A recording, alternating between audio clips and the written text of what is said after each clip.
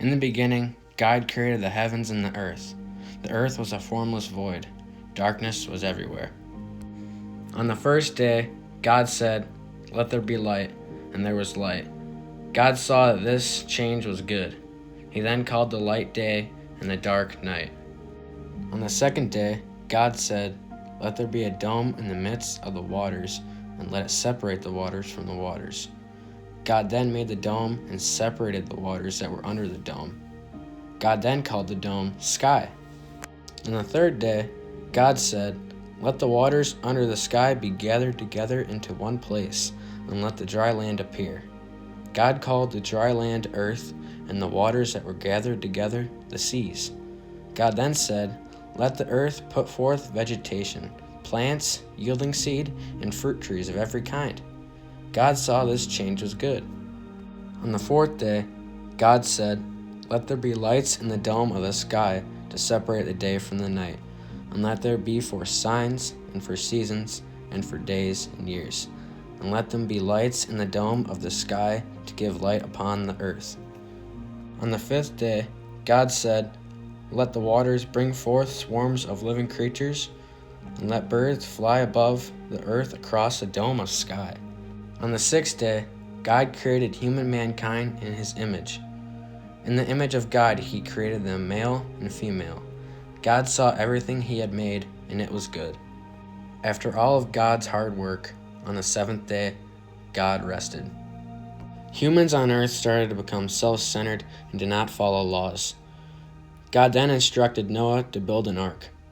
God told Noah to bring together his family and animals and put them in the ark. Then God had the earth become flooded with water. Noah and his family had to live in the ark for 40 days and 40 nights. Then the land became dry and the family emerged from the ark. God then blessed Noah and his sons. He told them to be fruitful and to increase in number on the earth. God then said, "This is the sign of the covenant I am making between me and you and every living creature with you, a covenant for all generations to come." God then told Abraham and his people they could go to the promised land. As years passed, the Israelites were facing famine and moved to Egypt. Moses helped save the Israelites from slavery and bondage in Egypt. Moses was able to hear God speak through a burning bush. God told Moses he must save the Israelites. God helped rescue the Israelites from their slavery in Egypt, which was led by the Pharaoh. God spoke to Moses through a burning bush.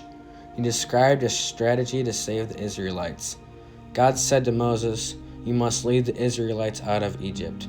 God then told Moses to saying, "I am has sent you to me." God punished the Pharaoh with the 10 plagues. The Pharaoh would not listen to Moses when he said the Israelites must be set free. Moses then told the Pharaoh that God would punish him. God then followed through with the punishments. The Israelites and Moses painted blood of a lamb on their doors. This was able to stop the angel of death from killing every firstborn son. This represents the event of the Passover. Passover is the holiday commemorating the liberation of slavery and the passing over of the forces of destruction. The Book of Exodus, the event of the Israelites leaving Egypt's slavery led by God. Moses led them across the Red Sea to Mount Sinai. When Moses arrived with the Israelites at Mount Sinai, God gave Moses a set of rules that must be followed. The rules are guidelines on how we should worship God.